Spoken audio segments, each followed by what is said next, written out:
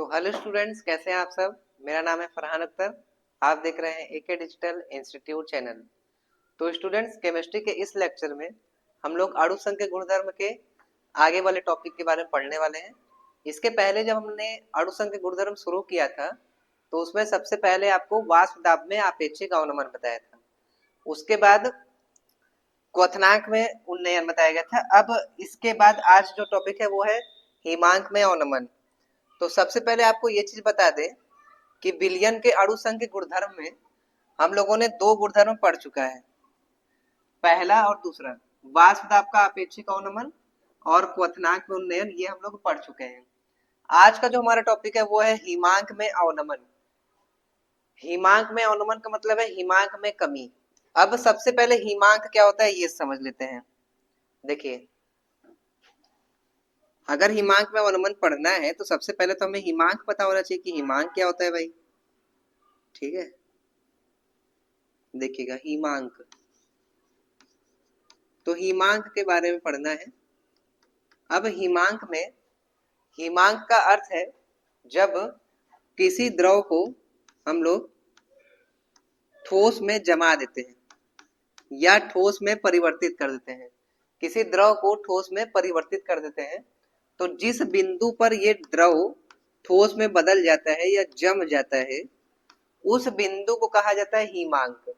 लेकिन बुक के अनुसार परिभाषा अलग होता है। पहले मैंने आपको क्या बताया, वह बिंदु जब कोई ठोस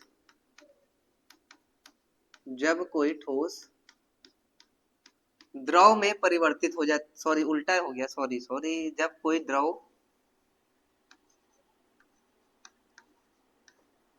ठोस में परिवर्तित हो जाता है, ठोस में परिवर्तित हो जाता है, इसे हिमांक कहेंगे। लेकिन बुक के अनुसार परिभाषा देखिएगा, जिस ताप पर किसी द्रव का वाष्प दाब उस द्रव के ठोस अवस्था के वाष्प दाब के बराबर हो जाता है। वाष्प दाब आप समझ रहे हो, वाष्प दाब सबसे पहले बताया गया था, ये परिभाषा आपको याद करना है। जिस ताप पर किसी द्रव का वाष्प दाब उस द्रव के ठोस अवस्था के वाष्प दाब के बराबर हो जाता है। द्रव किसमें बदल रहा है, देखो द्रव बदल रहा है ठोस में। ठीक है, द्रव किसमें बदल रहा है, ठोस में। तो जो द्रव का वाष्प दाब होगा वो ठोस के वाष्प दाब के बराबर हो जाएगा। यानी द्रव इतना जमने लगेगा कि उसका जो वाष्प है, द्रव का वाष्प, वो ठोस के वाष्प के बराबर हो जाएगा, इतना उसको जमा दिया जाएगा। तो इसके आगे का है, तो उस ताप को द्रव का हिमांक कहते हैं। ठीक है, लेकिन हम लोगों को क्या पढ़ना है, हिमांक में अवनमन पढ़ना है, यानी हिमांक में कमी पढ़नी है। इसके पहले जो आपने दो पढ़ा हुआ है उस पर ही आधारित है, उससे ही जुड़ा हुआ ये है। ठीक है, देखिए विलायक प्लस अवाष्पशील विलेय, किसी विलायक में, किसी पानी में अगर हम लोग विलेय को डाल देते हैं तो उसका वाष्प दाब घट जाता है। नीचे का तीर का मतलब क्या है, कम हो जाता है, इसलिए हिमांक भी घटेगा। इस घटना को हिमांक का अवनमन कहते हैं।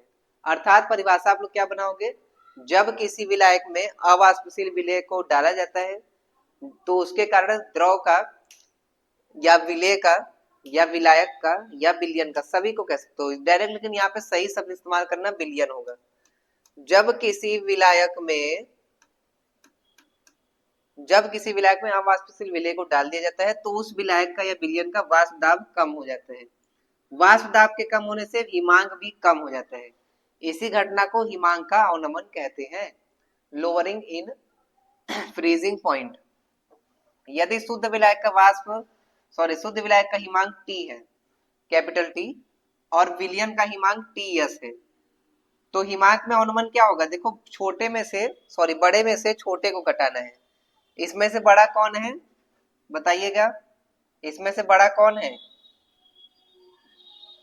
चलिए बताइए इसमें से बड़ा कौन है। क्योंकि बड़ा ये है, इसका ज्यादा है ना, इसका तो घट जा रहा है, अवनमन हो रहा है, घट जा रहा है, तो बड़े वाले से छोटे वाले को घटा रहे हैं, T minus T S.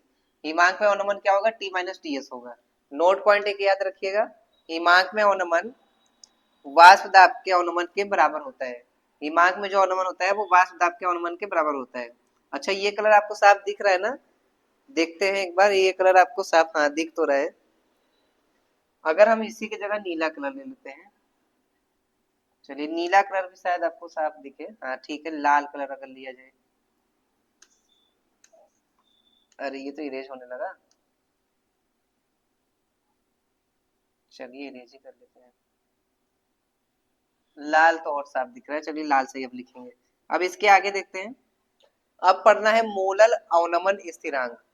Molal अवनमन स्थिरांक, इसके पहले जो पढ़ा गया था वो था मोलल उन्नयन स्थिरांक। देखो जब भी वहां पे आया था वहां पे दो नाम आया था, मोलल उन्नयन स्थिरांक नाम आया था और यहाँ पे नाम आएगा मोलल अवनमन स्थिरांक। फॉर्मूला लगभग वैसा ही रहेगा, लगभग सेम ही, एकदम सेम रहेगा। मोलल अवनमन स्थिरांक को के एफ से दर्शाते हैं। परिभाषा क्या होता है, 1000 ग्राम विलायक में विलेय का 1 मोल घोलने पर विलायक के हिमांक में जितनी कमी हो जाती है उसे के एफ या मोलल अवनमन स्थिरांक कहा जाता है। ठीक है, फॉर्मूला क्या है, यम बराबर 1000 गुणे के एफ गुणे स्मॉल डब्ल्यू बटे में कैपिटल टी गुणे कैपिटल डब्ल्यू, ये इसका फॉर्मूला है। जहां स्मॉल यम विलेय का अणु भार है जिसे यम वी भी कहेंगे, के एफ मोलल अवनमन स्थिरांक है, स्मॉल डब्ल्यू विलेय का भार है जिसे डब्ल्यू बी कहेंगे, कैपिटल डब्ल्यू विलायक का भार है जिसे डब्ल्यू ए कहेंगे। ये नाम मैंने इसके पहले वाले में बताया था आपको कि डब्ल्यू ए डब्ल्यू बी कहाँ कहाँ यूज कर सकते हैं। जो डेल्टा टी है उसका मान टी माइनस टी एस भी लिख सकते हैं। टी माइनस टी एस कहाँ से आया है, हिमांक में अवनमन टी माइनस टी एस है तो ये अंतर है ना, डेल्टा टी है, ये अंतर है, तो इसीलिए डेल्टा टी वाले फॉर्मूले में टी माइनस टी एस भी लिख सकते हैं। अब एक नोट पॉइंट क्या ध्यान रखना है, डेल्टा टी समानुपाती होता है मोललता के। क्यों होता है, क्योंकि वाष्प दाब भी मोललता के समान, वाष्प दाब में आपेक्षिक अवनमन भी मोललता के समानुपाती होता है, इसलिए डेल्टा टी बराबर के एफ गुणे यम। यहाँ पे ये गुणे में है, देखो यम इस क्या है, यहाँ पे मोललता है, एक नया फॉर्मूला है, ये फॉर्मूला भी आपको याद करना है, डेल्टा टी बराबर के एफ गुणे यम होता है, स्मॉल यम। ठीक है, इसके बाद देखते हैं, अब है आणविक उन्नयन स्थिरांक। देखो इसके पहले तो क्या था, मोलल उन्नयन स्थिरांक, अब है आणविक उन्नयन स्थिरांक। आणविक से इसका ये नाम देखिए चेंज हो जाएगा, ग्राम अणु अवनमन स्थिरांक भी कहते हैं, ग्राम अणु अवनमन स्थिरांक दर्शाते हैं के एम से, के एम से दर्शाते हैं। 100 ग्राम विलायक में उपस्थित 100 ग्राम विलायक में विलेय का 1 मोल घोलने पर विलायक के हिमांक में जितनी कमी आती है उसे के एम कहते हैं। वहां पर देखो 1000 लिखा गया था, 1000 ग्राम में यानी 1 किलोग्राम में, यहाँ कितना लिया गया है, 100 ग्राम लिया गया है, यही चीज चेंज है। तो फॉर्मूला में बस एक चीज चेंज होगा, यहाँ पिछले वाले में 1000 था, देखना पिछले वाले में क्या था, 1000 था, लेकिन यहाँ पे क्या है फॉर्मूले में, यहाँ पे सिर्फ 100 है, क्योंकि 100 ग्राम में जब कोई विलायक 100 ग्राम हो मात्रा और उसमें 1 मोल विलेय मिलाया जाए तब जो अवनमन होता है हिमांक में उसको कहते हैं आणविक अवनमन स्थिरांक, इसलिए फॉर्मूले में 100 लिखा गया है। के एम बराबर क्या है, आणविक अवनमन स्थिरांक है, ये चीज याद रखिएगा। अब इसके बाद क्वथनांक में उन्नयन और हिमांक में अवनमन की सीमाएं, क्वथनांक में उन्नयन और अवनमन, क्वथनांक में उन्नयन तीसरा वाला था, देखिए यहाँ पर आइए, दूसरा था, क्वथनांक में उन्नयन दूसरा था, हिमांक में अवनमन तीसरा था। ठीक है, उसी का हम लोग क्या पढ़ना है, सीमा पढ़ना है, यानी कौन कौन इसमें रोक है, यानी इसका सीमा क्या है, बाधा क्या है। देखिए पहला तो यह है, ये विधियां केवल तनु विलयनों पर कार्य करती है, अगर शांत विलयन रहेगा तो उसमें कार्य नहीं करेगा, सिर्फ तनु विलयन में कार्य करेगा, ये ध्यान रखिएगा। ठीक है, दूसरा क्या है, इन विधियों के द्वारा केवल वैद्युत अनुघट्यों का मोल द्रव्यमान ज्ञात किया जा सकता है। वैद्युत अनुघट्य, देखिए हम लोग पढ़ेंगे वैद्युत अपघट्य के बारे में पढ़ेंगे अगले चैप्टर में, वैद्युत अपघट्य के बारे में। यहाँ पे क्या लिखा गया, वैद्युत अनुघट्य। अब वैद्युत अपघट्य क्या होता है, ऐसा कोई अणु होता है जिसको पानी में डालने पे, जैसे HCl हो गया या NaCl हो गया, तो पानी में डालने पर ये दोनों टूट जाएंगे, किसमें, एक तो H प्लस में, एक Cl माइनस में, ये Na प्लस में और ये Cl माइनस में टूट जाएंगे। तो कोई ऐसे तत्व होते हैं जो पानी में डालने पे टूट जाते हैं अपने आयन में, तो उसे वैद्युत अपघट्य कहा जाता है। ठीक है, लेकिन यहाँ क्या है, अनुघट्य, जो वैद्युत अपघट्य नहीं है वो मोलर द्रव्यमान, सिर्फ उनका मोलर द्रव्यमान हम लोग ज्ञात कर सकते हैं। अगला क्या है, केवल अवाष्पशील विलेय पर कार्य करता है। जो अवाष्पशील विलेय होगा, अवाष्पशील का मतलब क्या है, जो वाष्प परिवर्तित ना हो तुरंत, तुरंत भाप में ना बदल जाए उसके। जैसे पेट्रोल होता है, पेट्रोल को अगर खोल के रख दिया जाए तो आप लोग जानते हो ना, पेट्रोल जल्दी से उड़ जाता है, यानी वो वाष्प में परिवर्तित हो जाता है। तो यहाँ तक हम लोग को इसमें पढ़ना था। दिमाग में अनुमान इतना ही पढ़ना है। देखिए मेन चीज क्या है, आपको इसका फॉर्मूला याद करना है। डेल्टा टी का मान याद करना, टी माइनस टी एस होता है।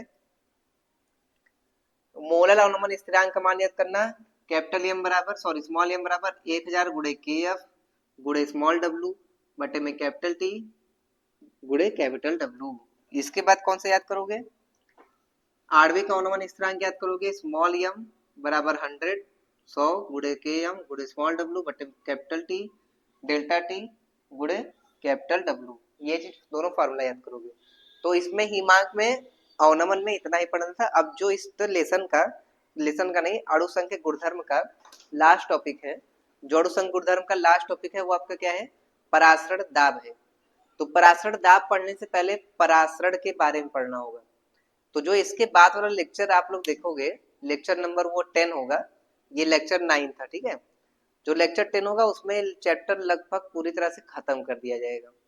परासरण पढ़ाएंगे, विसरण पढ़ाएंगे, उसके बाद परासरण दाब, और उसी में एक टॉपिक है व्युत्क्रम परासरण या प्रतिलोम परासरण। और इसके बाद एक लास्ट टॉपिक और है, गुण कुछ है, ये समदाबी विलयन है, समदाबी और समक्वाथी विलयन है, ठीक है, उसके बारे में बताया जाएगा। तो इस आज इतना ही पढ़ना है आपको। इसका फॉर्मूला आप लोग नोट कर लेंगे, फॉर्मूला याद करेंगे, और फॉर्मूला याद करने के बाद इन सब का मान आपको क्या करना है, ये कमेंट सेक्शन में लिखना है। जो यहाँ फॉर्मूले के अंदर संकेत लिखे हैं उस संकेत को क्या कहते हैं, इसको आप लोग लिखोगे कमेंट में।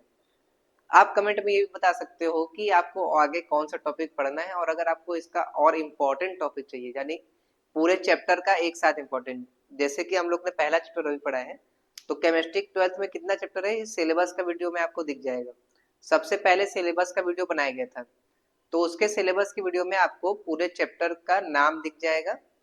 उस पूरे चैप्टर में अगर जितना इंपॉर्टेंट अगर आपको ये जानना है तो इसके लिए आप कमेंट कर सकते हो, उसका एक अलग से वीडियो बना देंगे, ठीक है बच्चों। तो इस वीडियो को सबसे ज्यादा शेयर करिएगा और अपनी पढ़ाई जारी रखिए, क्योंकि अब आपका ज्यादा समय नहीं बचा है। इस टाइम नवंबर चल रहा है, नवंबर बीतेगा बहुत जल्द, फिर ठंडी आ जाएगा, ठंडी में ज्यादा बाहर जाते नहीं हो। दिसंबर जनवरी ज्यादा ठंडी बीत जाएगा, फरवरी के लास्ट तक आप लोग के एग्जाम हो जाएंगे। तो उससे पहले जितना हो सके उतना ही आप पढ़ लीजिए, अनसॉल्व सॉल्व करिए, टॉपिक पढ़िए, ठीक है, और इसी के साथ हमारे तरह बने रहिए।